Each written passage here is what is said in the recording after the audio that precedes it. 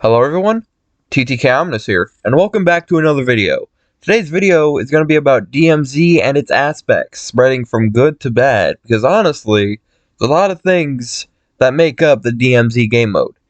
Now keep in mind, this is my personal bias. This is not a rant of any sort, so if you think that, you are wrong. This is not a rant, this is just the good and bad of DMZ.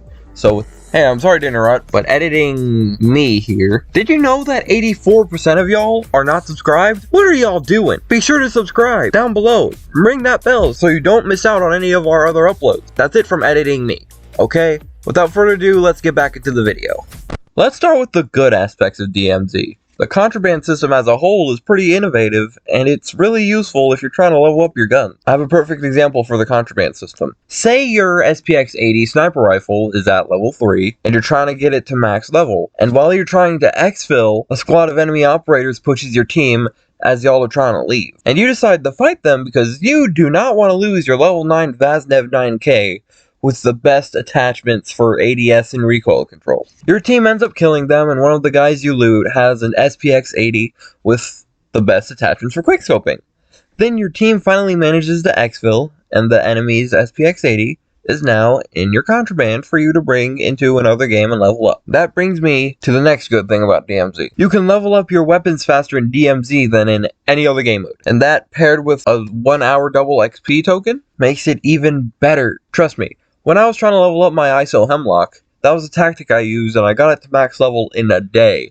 Granted, I was also doing contracts to get money, or an XP, yada yada yada. Still got it in under a day. So DMZ, the way to go for leveling up guns. Another thing that relates to that is that most of the enemies you'll end up facing are bots. Literal AIs. It's not that hard to kill them, and whenever you do actually come across actual people, it's not that bad most of the time, unless it's a 6-man squad. It brings a good challenge, and it's usually a fun experience. The upgrades are also a good aspect, because it makes it to where you have to do certain tasks and extract certain things so you can get something like a second insured weapon slot, or more contraband slots. It makes it to where your hard-earned work and progress pays off in the end, giving you a sense of accomplishment. The weapon cases are another plus side to DMZ. If you manage to kill the bomb maker in any map and extract the weapons case, you'll get a shit ton of free rewards, spreading from stickers to full-on weapon blueprints. The final good aspect I can think of is the assimilation feature. With this feature, you can either request to join an enemy squad, or invite enemies to join your squad. This even goes as far as to being able to plea for enemy operators to revive you after you die. This feature has saved my ass so many times to the point where I can't even count. Another good aspect is the workbenches.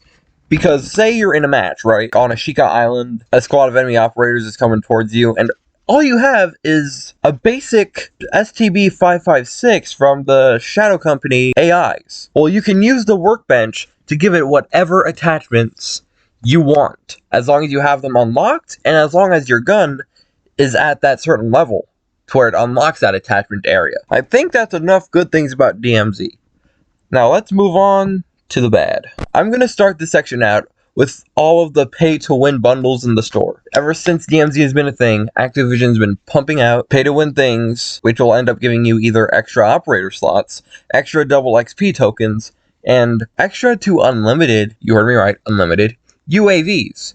This is by far one of the most annoying aspects of DMZ. Another annoying thing is a 6-man squad full of nothing but absolute sweats who haven't touched grass in 17 months.